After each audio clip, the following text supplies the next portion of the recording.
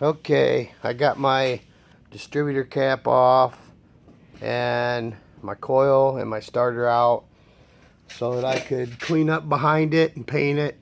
Covered up the engine tag and looks pretty good.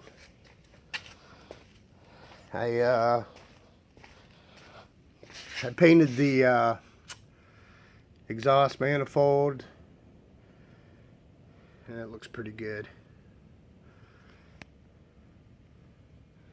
Looks like I need to hit a little more back there. I missed a little spot. Got the alternator painted, carburetor painted. It's looking pretty good. Just give you a quick update.